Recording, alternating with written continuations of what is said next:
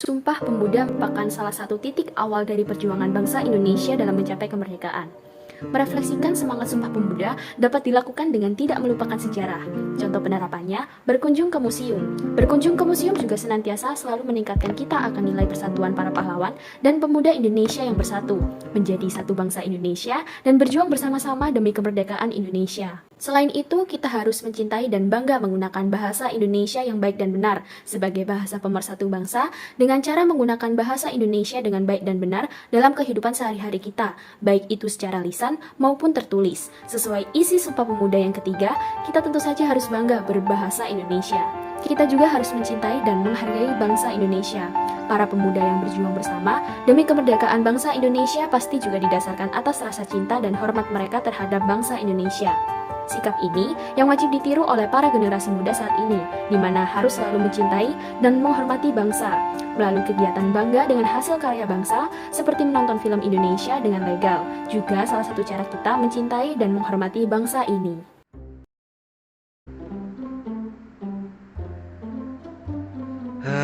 Akhirnya tugas udah kelar.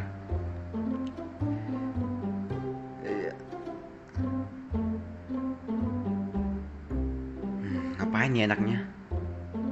Nonton film ah? Film Indo aja kali ya? Kan film Indonesia keren-keren. Nah ini nih, Gundala. Widih, sangar.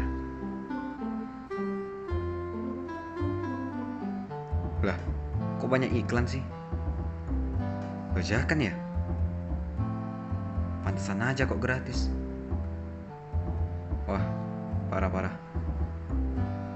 Cari yang asli aja deh. Waduh, kok mahal banget. Apa yang bajakan aja kali ya? Tapi nanti produsernya nggak dapet profit lagi. Masa kayak si Supri nonton bajakan terus? Gimana industri film Indo mau maju kalau kayak gini? Gak apa-apa deh, beli yang asli aja, meskipun mahal. Semoga semua orang terbuka hatinya juga, biar industri perfilman Indo makin maju dan makin dikenal di seluruh dunia. Halo, aku Dini, mahasiswi Universitas Erlangga, kelompok 13. Kali ini, aku akan nunjukin kegiatanku dalam merefleksikan semangat Sumpah Pemuda. Yuk simak videonya. Kali ini, aku akan mengajak kalian ke salah satu museum di Surabaya, yaitu Museum Pahlawan. Dikutip dari Wikipedia, Tugu Pahlawan adalah sebuah monumen yang menjadi markah tanah kota Surabaya.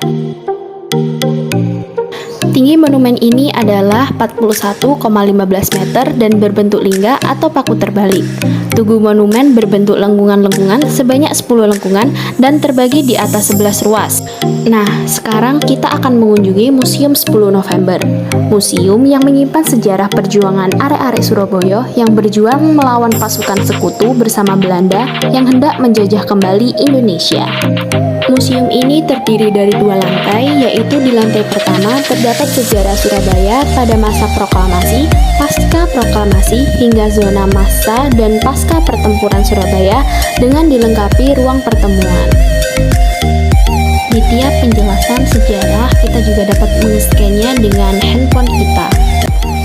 Lalu menuju lantai 2, terdapat zona pertempuran 10 November, pernik peristiwa pertempuran Surabaya, dari senjata, barang-barang, hingga alat pakaian yang digunakan. Mengunjungi Museum Pahlawan membuatku belajar lebih dalam lagi tentang isi dari Sumpah Pemuda, yaitu bertumpah darah, satu tanah air Indonesia dan berbangsa satu bangsa Indonesia. Itu tadi kegiatanku dalam merefleksikan semangat dari Sumpah Pemuda, yaitu mengunjungi salah satu museum di Surabaya, yaitu Museum Pahlawan, yang dapat menambah wawasanku tentang persatuan dan kesatuan yang dilakukan para pemuda zaman dahulu dengan rasa nasionalisme dan dapat mengantarkan Indonesia yang merdeka.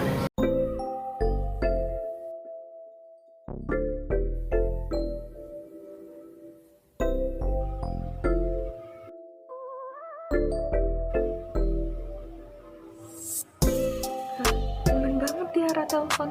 Ada apa ya? Halo Tiara. Halo Pia. Ben telepon, ada apa nih? Tahu gak sih? Senang sih itu loh. Sumpah gue gak nyangka banget. Terus sih kayak, oh my god, ini luar expectation banget. Mind blowing sih beritanya. Ngomong apa sih, aku nggak ngerti. Pakai bahasa Indonesia yang bener aja deh. Masa gak ngerti sih? Ini bahasa lagi tren tahu, biar gaul, biar gak ketinggalan zaman. Masa gak tahu?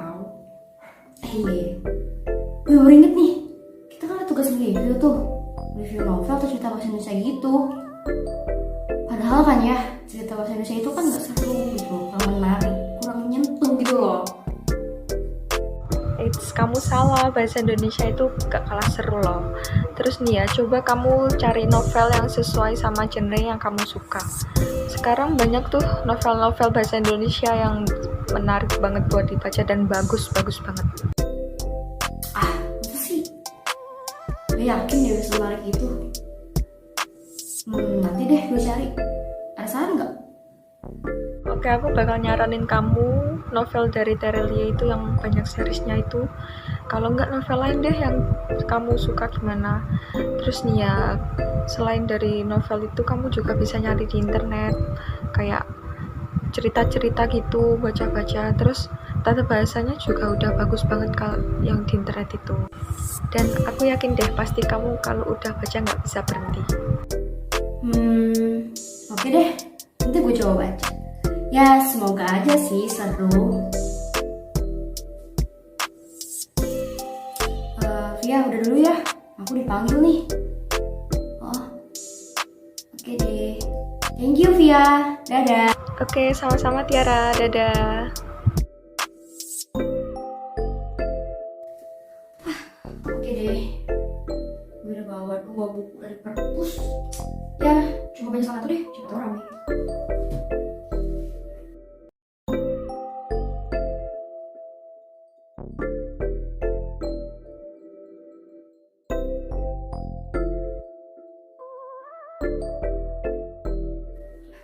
Ternyata novel bisa juga ya, bisa menyentuh sampai nangis, lucu sampai ketawa. Bahasanya keren ternyata, sampai itu hati. Kamu jadi nelpon Ipa gak sih? Wah udah men. Lah, mana orangnya juga dateng-dateng. Ngaret dia ngomongnya apa-apa. Lah, bohong lagi, katanya mau jadi koko. Mana kagak dateng-dateng orangnya. Maaf ya lama, tadi sempet hujan soalnya di jalan. Oh iya, kalian lagi ngobrolin apa sih? Dari sana udah kedengeran tahu suaranya. Ngomongin lah. Iya, gue ngomong banget lagi. Ngomong banget kayak gitu, gue bikin bosen banget. Jadi, Kalian ngomong bahasa apa sih? pakai bahasa gaul lah. Baru-baru. Bisa itu aja kan kalau gitu loh maksudnya. Ya emang kan bahasa gaul itu udah berkembang seiringnya zaman, dan zaman emang udah berubah kan, jadi bahasa juga mengikuti arus. Tapi kita harus tetap menggunakan bahasa Indonesia yang baik dan benar, karena banyak pemuda di zaman sekarang, di zaman globalisasi ini sudah tidak tahu menggunakan bahasa Indonesia yang baik dan benar. Kan menggunakan bahasa Indonesia itu kan terdapat di Sumpah Pemuda yang berbunyi kayak gini. Kami, putra-putri Indonesia, mengaku berbahasa satu bahasa Indonesia. Nah, maka dari itu kita harus menggunakan bahasa Indonesia yang baik dan benar. Zaman boleh berubah, tapi kita harus tetap tahu tujuan dari bangsa ini dan apa bahasa yang digunakan oleh negara ini. Maka dari itu, mulai sekarang harus dibiasakan menggunakan bahasa Indonesia yang baik dan benar. Tapi kan kita ngomong juga masih bahasa Indonesia gak sih? Tapi gue setuju sih sama pas dengar isi dari Sumpah Pemuda itu, kayak banyak, bener-bener banyak banget pemuda sekarang yang nggak pakai berbahasa yang baik dan benar kan. Ya Kayak habis kita- gimana?